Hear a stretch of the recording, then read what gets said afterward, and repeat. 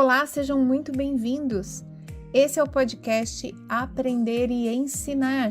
Essa é uma série especial de podcasts do portal Fiz em Ortopedia, no qual eu, Ana Maria Siriani, vou ser sua host e vou falar a respeito de assuntos que estão relacionados ao processo de ensino-aprendizagem.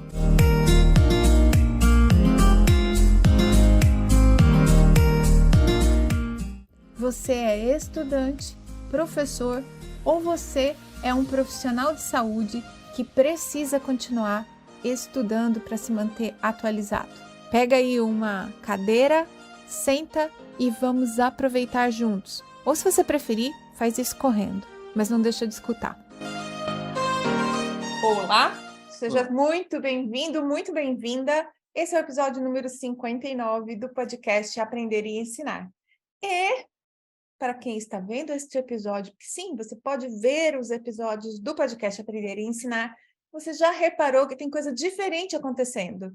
Eu estou presencialmente com o chefinho. Leandro Fukuzawa está nas terras quentes de Ribeirão Preto para o episódio número 59, que talvez seja aí perto da final da Copa, com o Brasil jogando ou não. Não sabemos, mas se você está aqui escutando esse episódio, eu já quero te agradecer. Já é quase Natal, a gente deveria estar o quê? Te mandando um panetone na sua casa e você está aqui com a gente. Então, episódio 59 do podcast Aprender e Ensinar, um podcast onde quem ensina aprende e quem aprende, aprende a fazer isso melhor. Fukuzawa, do que iremos tratar neste episódio maravilhoso? Nem vou te apresentar, todo mundo te conhece, ou você acha que precisa? Sei, mas eu primeiro queria falar que eu tô aqui nervoso, porque gravar ao vivo é sempre diferente, né? E poder dar um abraço na Ana Maria presencialmente aqui, ó, isso é uma coisa que muitos gostariam de fazer. Você tá sem perfume? Eu tô sem perfume de propósito, porque a Ana Maria, caso alguém venha conhecer a Ana Maria pessoalmente, lembre-se que ela tem todo um ataque, né, Do nariz sensível. Exato. Então, a gente está aqui nesse último episódio do ano e eu vim aqui pessoalmente agradecer a Ana Maria por todos esses episódios que ela está gravando, né? E a gente vai falar hoje sobre o futuro do online, certo?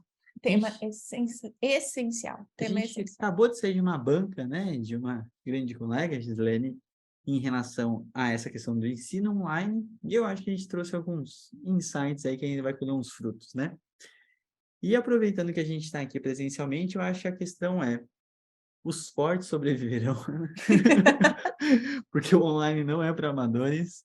E realmente eu acho que a gente está numa geração, numa fase agora que muita gente provou do online, muitos gostaram e vão ficar, e muitos provaram e vão embora, né? E não vai acontecer como a gente achava, mas a gente sabe que a quantidade de informação, a velocidade da informação, né? Estava vindo para cá assistindo o Jogo do Brasil.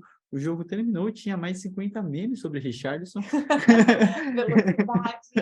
A velocidade aceleradíssima da internet, né? Exato, exato. E eu fiquei pensando as pessoas assistindo o jogo e fazendo memes no segundo tempo após aquele belo gol de Eu Richarlison. fiz memes durante o gol. Exato, mas você estava mais precisa lá com o Felipão.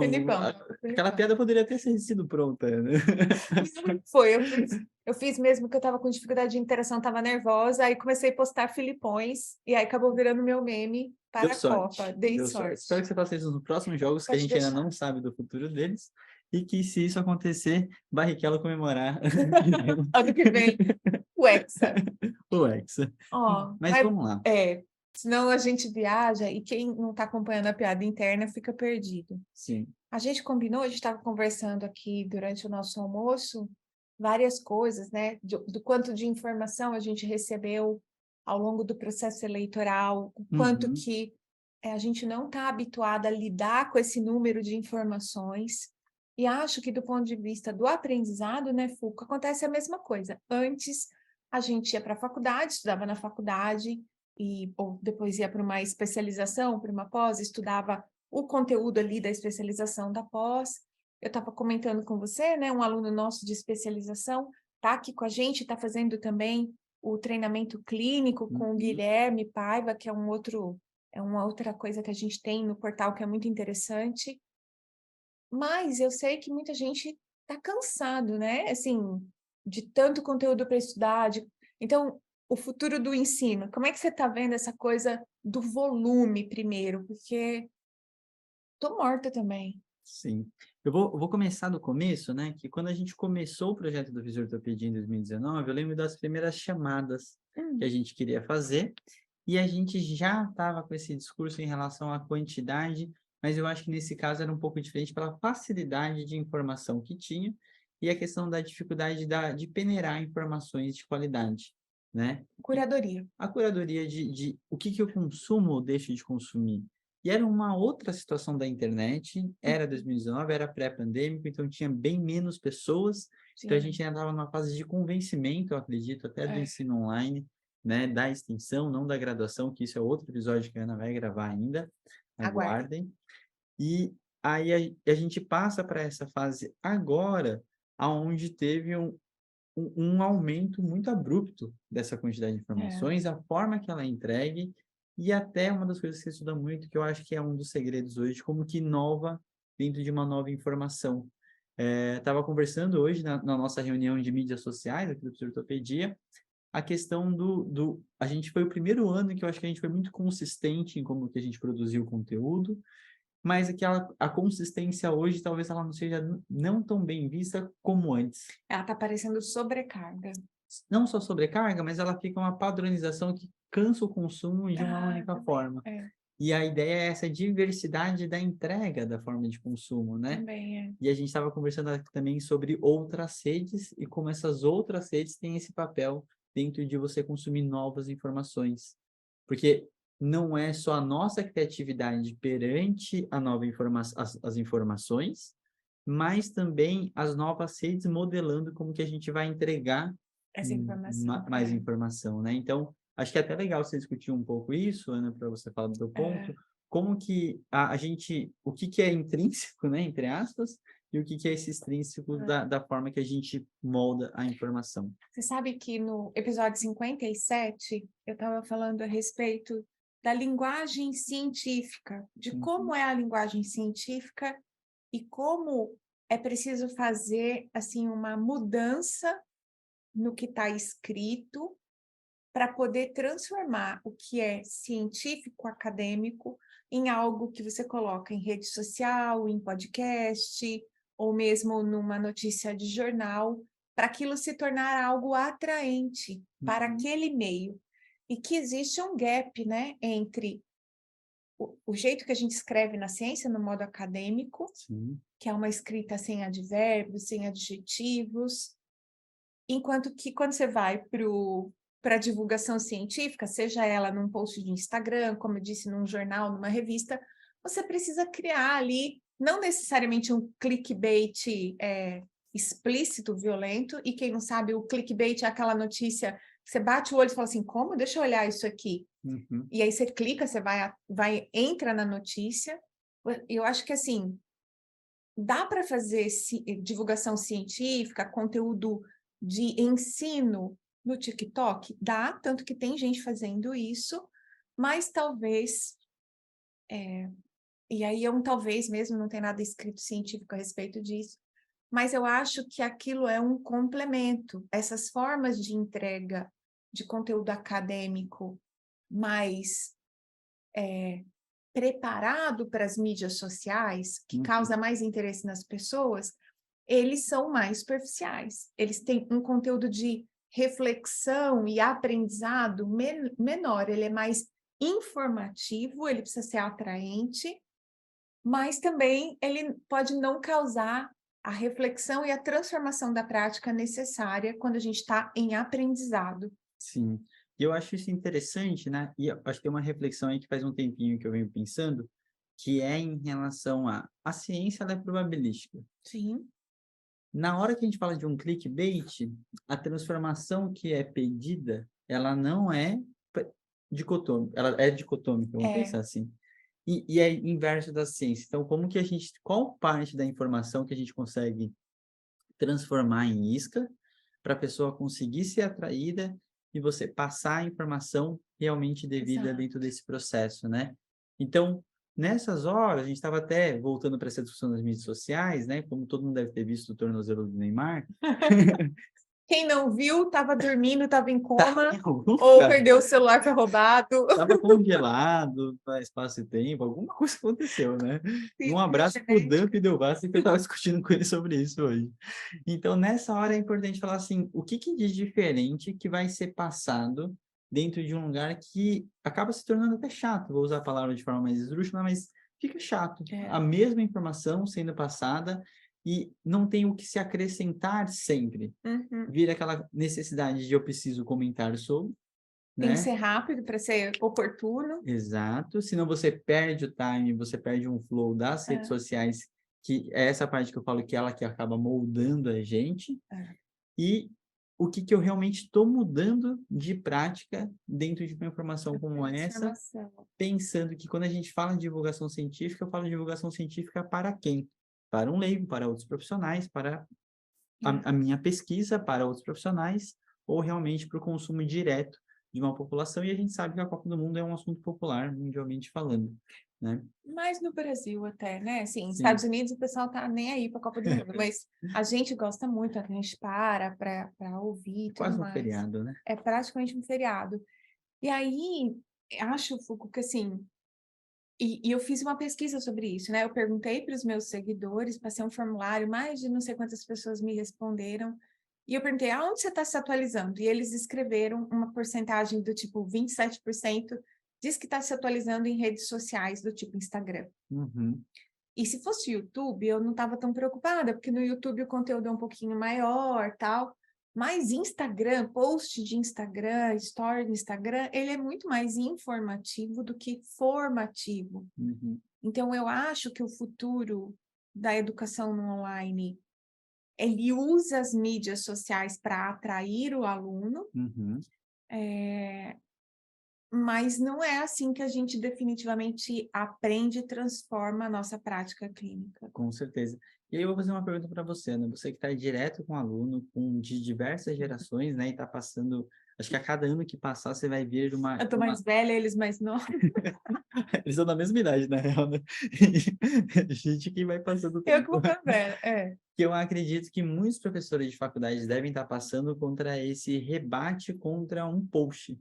Então, é a Uhum. informação do professor versus uma postagem, né? E eu acho que você começa a indagar, você começa a perder valor do que é científico e o que é embasado, porque é um post baseado em evidência, Pois é, pois é. né? Então, assim, você tem passado por isso, como que você tem lidado? É. Porque eu acho que ao mesmo tempo que é uma ótima forma de você educar ele para ele entender como que funciona aquela construção da informação, eu imagino que deva ser cansativo pela quantidade de coisas diferentes que devem vir, Total. né? É uma diversidade muito grande de informação. Como que você tem lidado É. isso nessa questão do online para offline, assim, né? Você sabe que me fez lembrar, uns dias atrás, uma aluna do meu grupo de pesquisa está fazendo uma matéria na faculdade e o professor pediu para fazer uma discussão de caso clínico, e o caso clínico era uma tendinose do manguito rotador.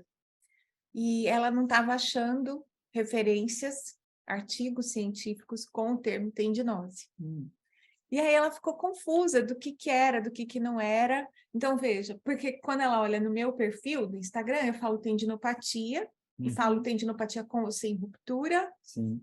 e para ela nem sabia o que era tendinose. E aí o professor, e aí o aluno, a primeira coisa que ele pensa é que é uma entidade patológica diferente, e aí ele vai procurar por esse termo técnico no PubMed, aí ele não encontra, e você vê, a dificuldade que é, o cara é meu colega de trabalho, uma pessoa excepcional. Como é que eu falo para ela, olha, ele está usando um termo que está desatualizado, Uhum, né? Esse termo a gente já não usa mais. Então eu falei para ela, falei isso, mas disse, olha, tenha a delicadeza de, na interação com o seu professor, não bater, né, nisso. Ah, você está desatualizado, maluco. Não, fala, ó, tendinose é um termo que as pessoas usavam até não sei quando, hoje em dia, então, a gente chama isso aqui de tendinopatia, e aí, quando eu fui fazer a revisão da literatura, passa rapidinho por isso, para informar todo mundo que está ali, que é o termo mais adequado é tal, mas não tem por que chegar e enfiar o dedo no nariz do professor. Mas a gente sabe que o jovem é um inferno.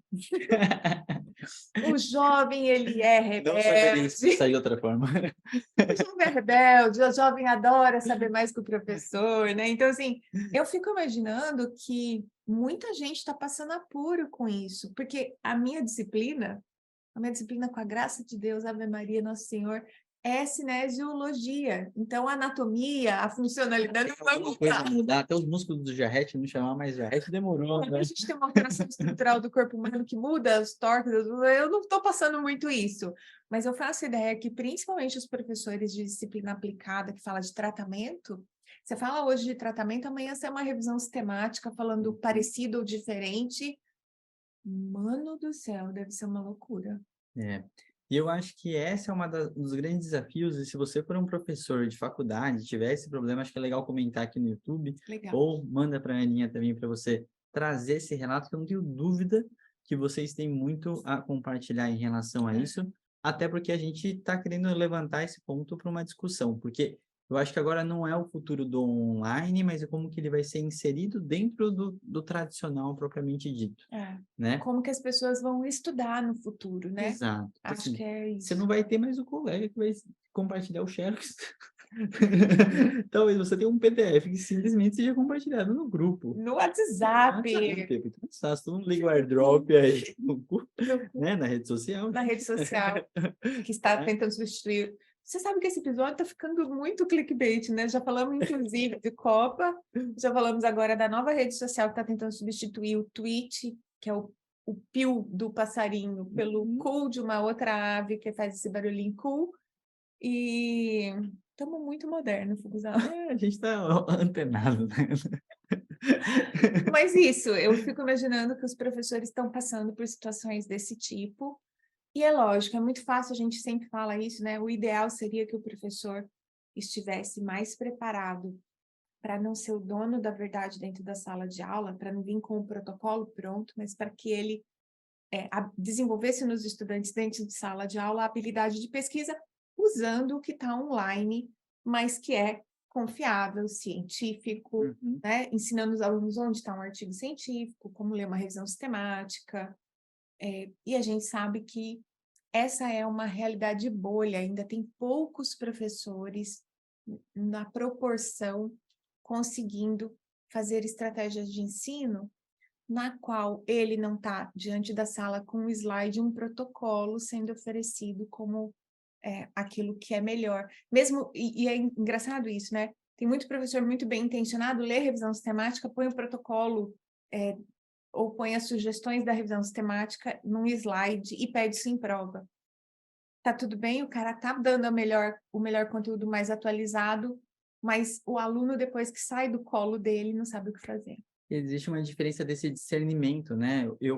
Nossa, isso é um ótimo exemplo, né? Porque, assim, quando você está numa sala de aula de graduação e você vai passar uma revisão sistemática e você passa um key points, Uhum, entender o que é aquele key points e o quão volátil ele pode ser, exato. você naturalmente está passando uma informação que é quase o que daqui 5 anos você vai ter que estar desmentindo em relação a isso. Total. O aluno, no geral, não está pronto para ser tão flexível Uhum, em relação a essa troca de informação é, e confunde, né? Eu acho que é uma coisa que a gente tem que entender, que é o princípio que provavelmente dificilmente mudará, e depois, mais para frente, depois que ele tiver formado, acho que você ensinar algumas nuances em relação ao aprimoramento, ao refinamento, a alguma coisa mais específica que ele vai ter que é. usar com o paciente, é diferente do processo que você falou, do tipo, eu vou colocar na prova o que pode de uma revisão sistemática, né? Exato, exato.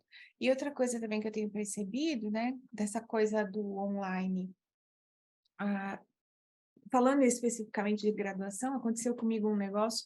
Eu quero falar disso num episódio separado, como a gente estava falando de ensino à distância, Uhum. mas é uma coisa que a gente precisa pôr na pauta e pensar. Eu recebi um convite de uma ex-aluna falando assim, Ana, grava para mim uma aula de dor no ombro e tal. Eu sou professora aqui numa universidade, é um complexo de universidades. Então, essa aula vai rolar para três grupos universitários diferentes, são mais de 1.000 alunos assistindo a aula. Uhum. E eu falei, gente, isso daí é, assim, pensa quantos colegas estão deixando de ser empregados. Sim. E aí é aquele balanço, né? Eu poderia falar para mais de 1.000 pessoas, E eu tenho Não deixa de ser aquela... uma puta oportunidade. que é uma baita oportunidade É. de divulgar reabilitação do ombro do meu ponto de vista e que eu acredito que é o melhor a ser feito neste momento da história. Por outro lado, é o trabalho de um colega que eu estou ocupando e que não está sendo empregado. Uhum. E aí eu sempre gosto de falar, né? A gente não pode ser o taxista desse Uber, Uhum. né? A gente não pode virar e tentar desver a realidade do ensino online, mas também eu acredito que tem um limite de dignidade nesse negócio e aonde a gente consegue não preservar o emprego do colega professor, não é sobre isso, mas é dar ao estudante uma oportunidade de ter alguém que é um tutor, que guia ele nesse aprendizado. Uhum. E aí você não faz isso pelo online assíncrono, né? Aulas gravadas que rodam eternamente aí 200 faculdades ao mesmo tempo. É. E eu acho que isso traz uma outra discussão, na real, que a gente faz bastante, né, Ana, que é em relação ao que eu vou fazer presencial, né? Sensacional. Porque, por exemplo, estou aqui em Ribeirão porque eu vou dar uma aula amanhã. E aí, nessa aula, qualquer aula presencial hoje que alguém me vê, sabe que eu vou começar essa aula e falar assim, eu me recuso a fazer algo que eu poderia ter feito de casa, gravado. Então, da minha parte, eu tenho que trazer alguma coisa diferente de proposta de atividade e conseguir, literalmente, não se Atenção. preocupar com o que está de fundo, que são os slides, né? Eu sempre falo assim, ó, existem slides aqui, se eles não forem até o final, isso não é um problema. Porque, na minha opinião, é sempre isso. Quanto menos slide eu andar, mais aconteceu uma troca. E essa troca é a individualização. Do mesmo jeito que a gente fala atenção centrada no paciente, a gente fala atenção centrada no aluno, que tem a ver que essa troca de informação, quem discutir mais, ganha mais informação dentro da sua necessidade, né? Então, a gente fala muito hoje sobre propostas dinâmicas para mostrar que o que a gente faz presencial deve ser diferenciado comparado com o que a gente faria online, porque são complementos, né? Eu acho que assim como a gente fala de telereabilitação, que tem a ver também até com como que eu quis ajudar a Gi para fechar o tema do mestrado dela, está relacionado a o ensino online, ele é outra ferramenta para você passar informação para as pessoas, Sim. né?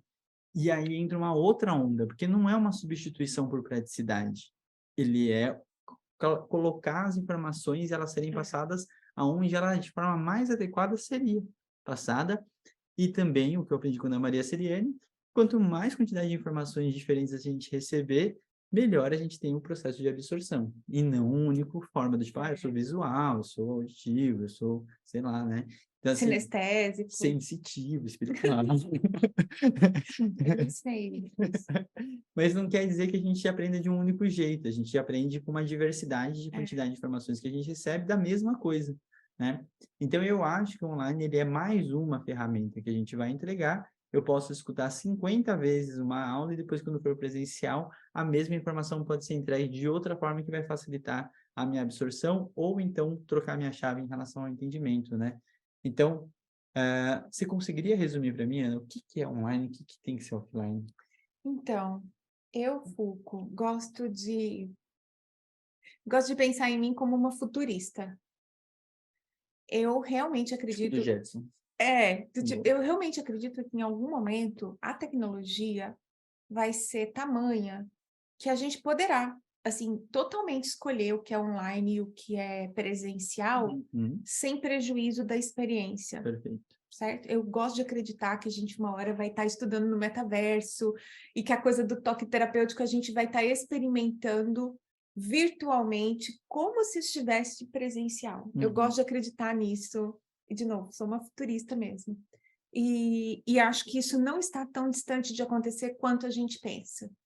Porque acho que muitas vezes as pessoas ainda pensam que isso é uma realidade muito distante, tipo, isso aí é Jacksons, né? Não, gente, os Jacksons estão assim, Jacksons. Eu tô Michael Jackson. os Jacksons do desenho dos Jacksons, que tinha a Rose, o Astor, né? A gente tá, sei lá, talvez há 10 anos disso, a gente não está tão distante de uma realidade de experiência online imersiva capaz de substituir de uma forma mais completa o presencial. Uhum. Mas, neste momento, a gente ainda não chegou nesse lugar, portanto, a gente ainda tem as experiências de convívio, de interação, que precisam acontecer presencialmente. Por que eu estou falando isso? Por mais que a gente se comunique hoje com muito mais gente, a gente tenha mantido amizades incríveis durante a pandemia, desenvolvido amizades absolutamente essenciais para a saúde mental, para a saúde física durante a pandemia, via computador e tudo mais, ainda não é a mesma coisa de você se sentar na frente de uma pessoa que está com dor, né, e conversar com ela. Uhum. Ainda é diferente, porque a possibilidade de você simplesmente se inclinar em direção à pessoa, abaixar um pouco o tom de voz, abaixar o olhar do lado dela, pôr a mão na mão da pessoa, né? E dizer, olha, tá tudo bem, tô aqui com você. Isso é uma coisa que presencialmente, hoje ainda, apesar de todo o desenvolvimento de rede social, ainda tem muito significado, inclusive cultural para nós, Uhum. né? Estar diante do outro ainda nos afeta de uma maneira diferente de estar assim na frente da câmera. Sim. Mas eu acredito que tem a coisa da cultura, a coisa da tecnologia disponível. Acho que num futuro isso tudo pode ser equivalente. Hoje, o que eu vejo que é muito difícil da gente criar fora do ambiente presencial? Desenvolvimento de atitudes profissionais que se aprende por exemplo, né? Então, assim, eu vejo um professor meu que eu admiro muito, recebendo alguém ali naquele ambiente de entrada da clínica, na recepção, eu vejo como o meu professor trata a secretária, a assistente de limpeza do ambiente onde eu estou trabalhando, eu vejo como um colega interage com o outro, eu Uhum. vejo um colega que se atrasa para atender, um que se aperta para atender dois porque o paciente se enganou e chegou no horário errado. Essas atitudes a gente não aprende no online porque não tem a oportunidade de estar num ambiente imersivo ainda. Uhum. E isso compõe muito, principalmente para os novatos, parte da identidade profissional. Sim. E tem, inclusive, pesquisa científica sobre isso, chama role model, ou seja, o papel a ser modelado, como a gente se espelha em profissionais que estão dentro do nosso ambiente, tanto em aspectos positivos que a gente quer reproduzir, quanto em aspectos negativos que a gente quer evitar e eliminar da vida da gente. Uhum. Essa e isso inclui o que a gente chama de currículo oculto, que é aprender comportamentos por observação. Essa é uma das coisas que hoje não dá para fazer no, no online, e muita gente acha que isso tem pouco impacto na formação, e não tem. Ela tem um baita impacto quando a gente pensa que seres humanos, desde criança, desde a infância, a gente aprende por modelagem. Uhum. Eu acho muito interessante, Ana, porque, na real, até acrescentar uma informação eu acho que vão ter etiquetas diferentes para essas questões comportamentais para Total. cada ambiente, né? Então, visto que tem um paper que a Karine Miscouto está lá na Austrália, acabou de entregar a tese dela, ela fez um estudo etnográfico, que chama, né? Onde ela ficou, literalmente, se não me engano, 6 meses dentro de uma clínica, observando o comportamento dos fisioterapeutas em relação, no caso dela, era essa questão da transição de modelo biomédico para biopsicossocial, onde o que eu acho que a mensagem é, o discurso do biopsicossocial, por exemplo, ele está muito dentro de todo o processo, de todo mundo sabe o que é fator psicossocial hoje, né? Mas como você faz isso na prática? Né? Então, como que todo esse sistema, o fluxo da clínica, ele te ajuda ou não, né? E aí, indo para essa questão de uma coisa que o pessoal não percebe como online isso é, mas se eu tiver que preencher uma ficha, e essa ficha for muito grande, ou ela for muito quadrada, o quanto isso te rouba a atenção para você não fazer uma coisa que o presencial permitiria, e a gente está falando que aquele mesmo formulário pode ser preenchido a qualquer momento de forma digital, por exemplo. Então, naquele processo online, offline, e aí um pouco mais para o atendimento, né, para reabilitação, o que está te sugando tempo do que está numa máquina, na frente online, que não poderia ter sido feito em alguma outra forma, de outra maneira, É. e o que você está aproveitando daquela forma presencial, e eu acho que o ensino vem para a mesma direção. o que eu posso estar passando para a pessoa de forma online para ganhar tempo ou embasar ela para que ela já chegue com conteúdo prévio e eu chegar onde todo mundo, eu como professor muitas vezes falei, não consegui chegar onde eu queria, porque a discussão ficou numa parte mais rasa, mais inicial. É, Você cria um nivelamento, por exemplo, para depois você conseguir desenvolver o que realmente precisa ser desenvolvido, né? exato.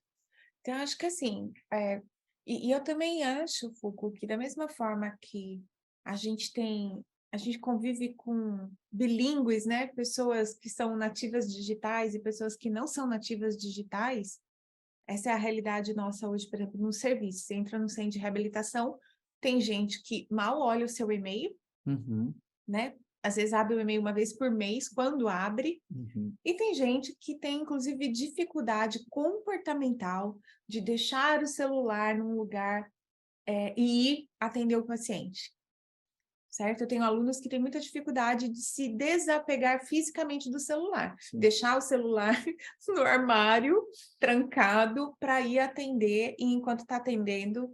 Inclusive, isso acontece dentro do centro de reabilitação, e o nosso centro de reabilitação, ele não sei o que acontece, que quase não pega nada de celular lá dentro. Pior. Mas a pessoa não quer não quer deixar o celular fisicamente num lugar afastado dele. Então, a Uhum. gente convive com diferentes gerações que usam tecnologia de jeito diferente. Desse ponto de vista, e como a gente é espelho do lugar onde a gente vive, a gente tem pacientes também assim, né? Professores assim também. Professores que ainda podem querer usar uma transparência em sala de aula, e não é, e por mais engraçado que possa parecer, ainda tem professores que fazem isso, né? E sem prejuízo pedagógico de desempenho no ensino, o cara sabe muito. Eu falo, eu gosto de brincar, né? Que eu tenho um sonho.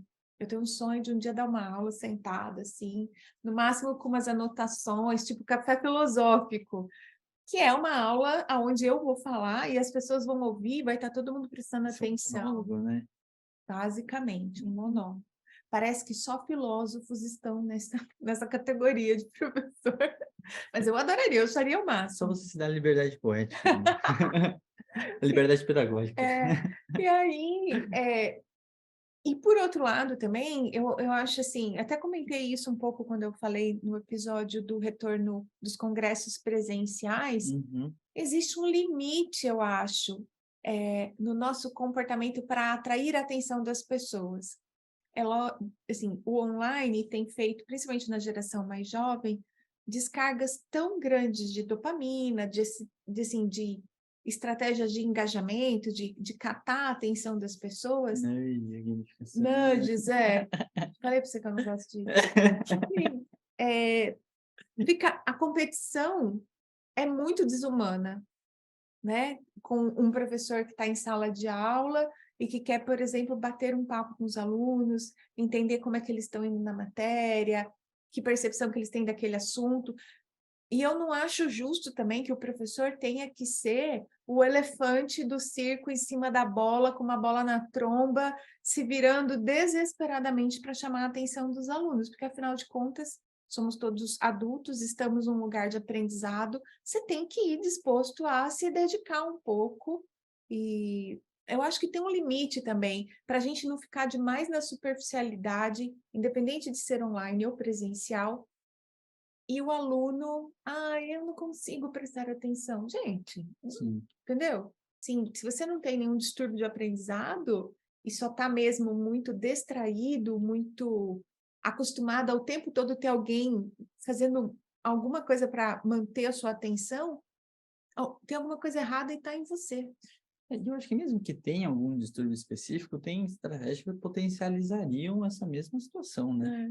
É, E eu acho que tem um processo de ambos, né, de autoconhecimento de como que você pode ser mais empático e pode mais motivar os alunos desse lado, a gente se esforça normalmente. sim, e o É. inverso também, do aluno entender alguns processos de aprendizado dele mesmo, Uhum. para entender como que as duas coisas casariam, porque tem que ter um acordo, né? É, Obviamente, quando a gente massifica todo o processo de uma sala de aula, ou como a gente discutiu muito na banca também da Gi, essa questão da quantidade, né? 100 é, alunos presencial, 120, aí é tá uma demais. questão de modelo, assim, de tipo, não sei, se for para ser 120 pessoas, você ser presencial online, Se é uma aula teórica, Se é pode uma ser aula teórica, online, dá quase na mesma, né? dá na mesma. Então, eu acho que chega a pontos que a gente fica desconfortável, porque eu acho que não é o extremismo de nenhuma situação, não é nenhuma substituição, mas é como isso alavanca o que a gente já faz e facilita para o que a gente tem que fazer realmente o necessário dentro desse processo de ensino, né?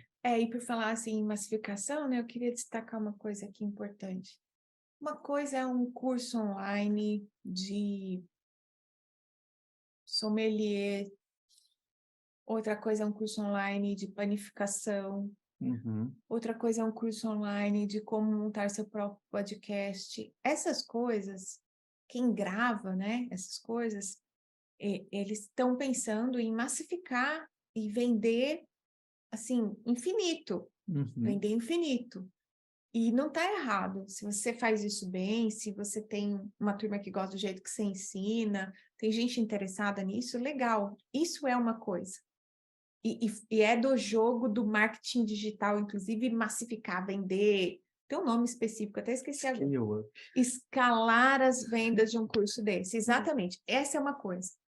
E eu me assusto quando as pessoas tentam trazer essa ideia da escalagem de vendas para dentro do meio acadêmico, para um curso superior. Eu me assusto não porque a gente não devesse formar um número de pessoas graduadas infinito no país. Eu gostaria que todo mundo tivesse a oportunidade de se graduar, fazer uma faculdade, porque o ensino superior, ele não é a respeito de ter um diploma para trabalhar, ele é a respeito de um aprimoramento pessoal, intelectual, independente de se você vai exercer ou não aquela profissão que você está se graduando depois. Então, eu gostaria de poder massificar no sentido oportunizar a graduação para mais gente. Uhum, E o online, os cursos EDA, uma parte do curso EDA, diminuir o custo para quem oferta o maior número de vagas, e hoje no Brasil o maior número de vagas está no ensino privado. com certeza. Então, baratear esse processo para que mais gente tenha acesso, se a gente pensar em termos de universalidade do acesso ao ensino superior, é legal, é muito legal. Mas, como eu disse, a gente não tem tecnologia hoje para substituir a presença do professor. E como eu disse na banca da Gislene, que a gente está se referindo várias vezes, se você não ouviu, tem um episódio sobre preceptoria de alunos, tutoria de alunos com a Gi. A Gi fez como o Foucault falou, uma tese a respeito do que foi o ensino online durante a pandemia. E eu falei uma coisa, né? Como é que eu enxergo o futuro do professor dentro do ensino, uma vez que o online está e irá escalar cada vez mais? Eu acredito que uma coisa é você ofertar a oportunidade de graduação com um pouco de aula gravada, inclusive com a oportunidade de ter aula com os melhores professores daquele assunto, por um custo muito baixo e poder, então, aumentar o número de pessoas que vai se graduar. Uhum, Mas, principalmente na fisioterapia, tem a parte prática, que hoje, como eu disse, não tem tecnologia que substitui ainda, e tem a coisa da reflexão. Eu tenho, esse ano, Foucault, eu estudei muito a questão da importância dos momentos reflexivos para consolidar aprendizado e sim. criar coisas novas, fazer inovação. E eu gosto de falar do exemplo do Darwin, né? Pensa que o Darwin estava andando de barco, era um rico, aristocrata, riquinho, andando de barco, tomando notas, não sei o quê. Ele não estava lá assim, falando, nossa, o bico desse passarinho é diferente do bico do outro passarinho, mas isso só pode ter acontecido porque eles moram em lugares diferentes. Não foi isso que aconteceu com o Darwin. O cara vinha desenhando, observando, ele foi triturando, maturando aquela ideia, trocando ideia com outras pessoas.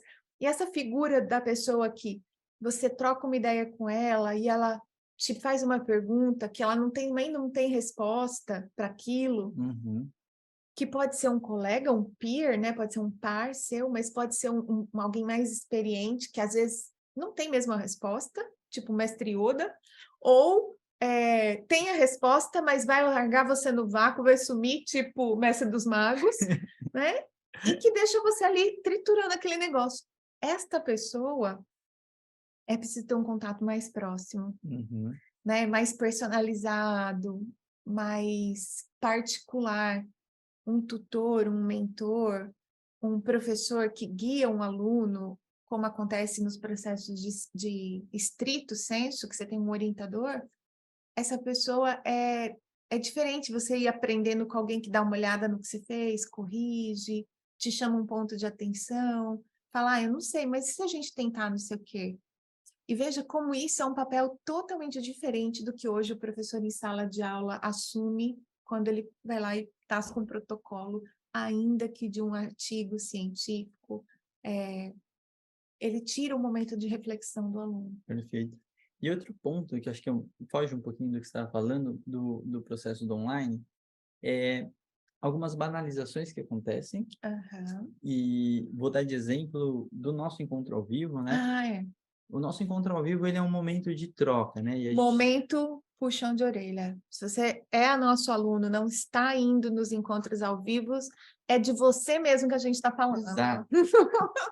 Porque eu fico realmente extasiado, vou falar Absurdado, ele fica absurdado, absurdado, o né, termo para não é falar em esse. palavrão, como a gente está gerando grandes encontros que antes seriam raríssimos de se É. acontecer, e a banalização que teve até pela quantidade de lives, encontros, não sei o quê, perdeu um encanto de você falar assim, cara, esse final de semana tem Renato Soares, Patrícia Ítalo e Guilherme Paiva conversando sobre coluna, Não, é. A né? gente tá oferecendo carne de primeira e nego tá achando que pode largar lá porque é costela. Exato. Então, assim, tá tão banalizado pela facilidade de É. alguns acessos, e eu posso ver depois, que ele não está aproveitando o momento da troca, do estar junto, de você...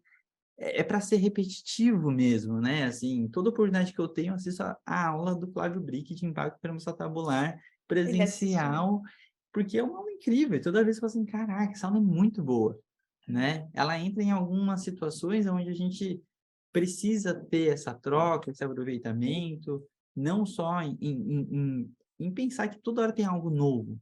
Se você assistir 2 discussões de coluna lombar, se tiver alguma informação muito discrepante, tem alguma coisa muito errada, né? Num curto espaço de tempo. Então, pensar que a gente está há quase 3 anos nesse processo pandêmico, e em 3 anos a mudança de informação não é tão grande, né? Então, assim, vai chegar num ponto que você vai estudar o mesmo assunto, ele vai ser repetitivo, né? Aonde muitas vezes esse é um comentário que também é uma crítica, que é quantas vezes, hoje em dia, né? Vou soltar aqui, ó. Ele Quantas... veio no meu podcast para puxar a orelha dos outros. Eu que estou aqui protegido de Ana Sirene. Onde a pessoa vem realmente num curso, assim, sei lá, da Star, e ele fala que o curso não é bom porque ele já sabia todas as informações. Assim. Então, não existe uma informação totalmente inédita sempre. É. E entender o que que você está fazendo naquele processo de absorção. Se você assistir 5 aulas sobre hernia de disco e elas divergirem muito, realmente tem alguma informação muito errada e com certeza elas não são todas baseadas em evidência, né? Porque senão a gente vai para uma mesma direção se a gente está falando do mesmo assunto. Por isso que é tão interessante quando a gente conversa hoje sobre dor, modelo biopsicossocial, reabilitação, a gente chega na mesma direção, né? Embasamentos diferentes, alguns aprendizados, algumas nuances, mas ela vai para uma mesma É. direção, né, Ana? E a outra coisa é a consciência do que você está consumindo online, Uhum, né? Por exemplo, uma das coisas que eu falo quando começa alguma turma nova da especialização que a gente tem no fisiortopedia é, gente, isso aqui não é um curso de atualização, tanto que você não pode ver as aulas em qualquer sequência, você tem avaliação, tem um período para começar e terminar, vai ter um certificado. Isso é uma especialização. Então, do ponto de vista de ser uma especialização, você não deveria ficar atrasado nas aulas, você tem que fazer prova, e é do jogo, é assim que são as especializações. uhum, Aí você compra a Star. Bem, a Star, ela é para ser uma grande biblioteca. Então, as pessoas, não é que elas estão esperando que todo curso tenha novidade, mas é aquele limite que eu te falei, do professor virar o elefante em cima da bola com uma bola na tromba. É assim que trata. Que bom que você já sabe. A plataforma tem 60, 80 cursos. Vai assistir outro. Ou vai assistir outro quando você precisar. E a gente volta na infodemia. Então, a infodemia reforça muito na gente a coisa do viés de confirmação. Então, eu gosto de coluna, aí eu assisto o curso do Renato, aí o curso do Felipe, o curso do Léo Costa, o curso de não sei quem, o curso de não sei quem, todos os seus cursos são de lombar. E aí a minha pergunta é, então tá, quando aparecer um tornozelo, você faz o quê? Uhum. Né? Aí, se eu sou assinante da Star, tô de boa. Vou lá, assisto a aula de tornozelo. Mas o que você espera depois de ter assistido três grandes experts de dor lombar falando de reabilitação? Não tem mais muito coisa diferente, como o Foucault falou, e existe um limite de dignidade no conhecimento acadêmico, científico, que não é inventar coisas novas só porque a gente tem que ter um clickbait, tem que caçar um aluno, tem que segurar você nos nossos cursos. Ou mostrar algo secreto, né? É, Existe. então, assim, a gente precisa entender o que a gente está consumindo online. Ah, é uma live? É uma coisa. Ah, é um podcast? É uma coisa. Cada um desses lugares, tem funções diferentes na informação que vai entrar. Uhum. E aí, Foucault, eu até queria comentar isso, assim, né? Hoje a gente tem podcast, a gente tem a prática clínica, o treinamento de prática clínica, a gente tem 2 especializações, tem a plataforma Star Cursos. Star Cursos, Não, não é perdão, mais a Star plataforma Cursos, Star. não chama plataforma Star, já toda hora tem que ser lembrado disso. Como é para você, que é a pessoa que está ali na administração desse conjunto de coisas, lidar com quem consome esse negócio? As pessoas têm esse nível de entendimento do que é uma especialização, do que é a plataforma, do que é a Star Cursos, do que tem no podcast? Você acha que tem uma maturidade na nossa comunidade em ortopedia? Eu acho que tem, mas eu acho que ao mesmo tempo tem um diagnóstico nosso que eu digo que a gente ainda está fazendo, né? A gente hoje está indo para a 5ª turma da ortopedia e traumatologia, na 3ª de dor. Então, se você for ver, são 8 turmas diferentes, né? Num período de 2 anos. E aí, dentro disso, a gente acho que teve momentos diferentes até em questões pandêmicas, né? Porque no começo, uma hype de pessoas, do tipo, a gente já está perto, vamos continuar andando aqui junto com eles, né? E aí, só que ao mesmo tempo, fico muito feliz que a gente teve mais de quase 70% das pessoas terminaram a pós-graduação online. Então, é um número grande, é um número excelente, principalmente para a modalidade online. Hoje está um pouco caindo nessas questões de praticidade, ao mesmo tempo que as pessoas estão se entendendo se é o formato delas realmente. Então, eu acho que as pessoas já aceitaram, já entenderam, só que eu acho que elas estão se entendendo quando que é para elas aquela questão online. E eu acho que é um amadurecimento que a gente vai tentando melhorar, obviamente, diversas questões. Por exemplo, antes do encontro ao vivo, não, a gente não liberava as pessoas entrarem no Zoom, mas agora a gente libera, viu a diferença que isso faz. Parece meio óbvio, mas tem toda uma questão técnica e organizacional, né? De problemas de áudio, som, tal, e afins. Mas eu acho que tem um processo de entendimento para a gente até poder oferecer mais. Por exemplo, surgiu dessa ideia até o SOS Fisiortopedia. Ai, conta o que é. O SOS Fisiortopedia está no nosso YouTube e o SOS tem esse intuito que eu chamaria de nivelamento para muita gente, ou então complemento para quem ainda talvez esteja chegando, de um material, vou chamar de básico, não por facilidade, mas do essencial que precisa de anatomia, biomecânica, anatomia palpatória, testes e um guia prático de avaliação. Então, a ideia é que tá agora na na quarta articulação, sai o primeiro curso do Bruno, né, aquele roteiro de avaliação mais macro, e agora específico para cada articulação. Porque a gente sabe que dentro do online por si só, dentro do curso, não ia caber ficar voltando. Porque eu não consigo sentir essa necessidade do aluno se ele não tem aquela informação básica bem feita. E para mim, na minha opinião, não sei se você concorda ou não, mas não cabe ficar dando aulas aprofundadas de anatomia biomecânica Na especialização. Isso na deveria estar pós-graduação. totalmente suprido pela graduação. Exato, mas como a gente sabe que o ponto de chegada, cada um veio de uma fonte totalmente diferente, a gente sabe que tem essa necessidade da gente conseguir auxiliar quem está se graduando, quem está naquele momento para salvar eles, por isso o SOS Fisiortopedia, E também para quem é recém-formado, né? E fala assim, cara, tem um paciente amanhã de ombro, eu nunca vi um ombro na minha vida, ou faz muito tempo que eu não vejo. Eu vou lá e a Harumi tem um vídeo dela de avaliação para poder auxiliar.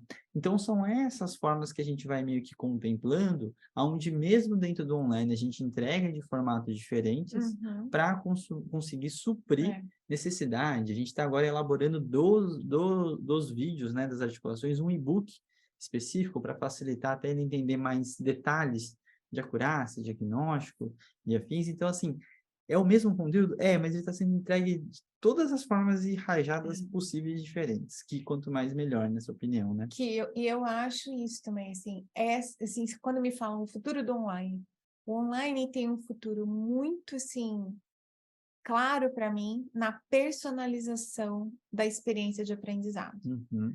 Porque é isso, se você na graduação, o seu professor não cumpriu todo o cronograma de aula da ortopedia, não chegou a dar pé e tornozelo, né? Que acontece muito, pé e tornozelo fica no fim. ATM, Até o né? professor não teve ATM, tem É. cursos que não tem ATM. Então, assim, eu estou chegando numa especialização, vai ter um módulo daquilo, eu não tive aquilo na graduação. A gente consegue personalizar a experiência de aprendizado, porque para você que não teve, a gente tem o conteúdo e você cumpre aquilo que é base para poder acompanhar o nível mais especializado. Uhum. Então, eu vejo assim, Foucault, estou falando do meu material de aula, né? Agora a Cinésio está totalmente presencial de volta, Cinesiologia, que eu sou professora, mas eu tenho todas as aulas gravadas. Eu não vou jogar fora as minhas aulas gravadas, Claro. porque briguei com o namorado, tô mal. Vou sentar na sala para ter aula com a Ana Maria, mas tô mal, minha cabeça não tá aqui. E eu briguei com o namorado, é brincadeira, mas assim, tô com a mãe doente, não tô num bom dia, tô TPM, Hum. tô chateado porque briguei com a namorada, porque meu patrão pegou no meu pé. E aí você não tá bem, é aquele dia que você não tá bem.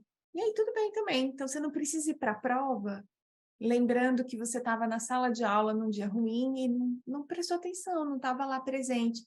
Entra online, na base no E-Disciplinas da USP, assiste a aula está lá à disposição para quem quiser assistir de novo. Então, eu lembro muito isso também, né?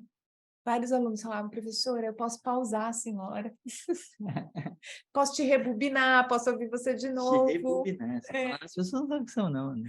E aí você vê que, mesmo tendo a experiência presencial, o fato de ter o conteúdo gravado pode dar para pessoas, em momentos diferentes e por motivos diferentes, a oportunidade de voltar no conteúdo, independente de eu estar lá presencialmente. Exatamente.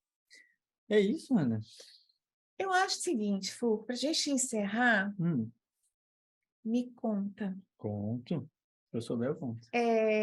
qual é a sua visão assim mais Blade Runner do estudo assim, online, do futuro do aprendizado na fisioterapia? Como você vê o fisioterapeuta de 2050 aprendendo? Muito bom. Eu espero que a sala de aula não exista mais em seu formato. Né? Eu acho Ai, que que escândalo. esse formato de sala de aula, eu tenho muita dificuldade de ficar sentado na cadeira tanto tempo, né?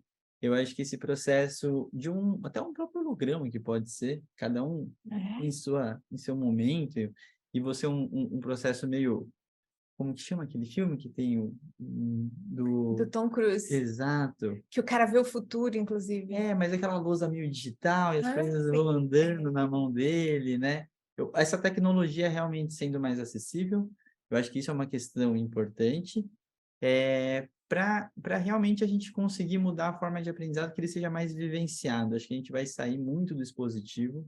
Eu espero que o Uhum. dispositivo ele não vai deixar de existir nunca, na minha opinião, É. mas ele vai ser remodelado para ser usado só quando necessário, só para recados, Então você vê né? o Parece fisioterapeuta assim, informativo. vestido numa roupinha meio de 50 tons de cinza, 50, assim, 50 linhas hologramas retas, cinza. linhas retas, e ele numa aula que então passa as coisas zoom, zoom, assim. Exato. E o professor usando muito mais esse audiovisual propriamente dito para conseguir ter um processo de aprendizado, né? Essa coisa que tem, acho que até em algumas propagandas, daquele processo anatômico de você estar com uma peça digital e você vai girando ela, vindo por camadas.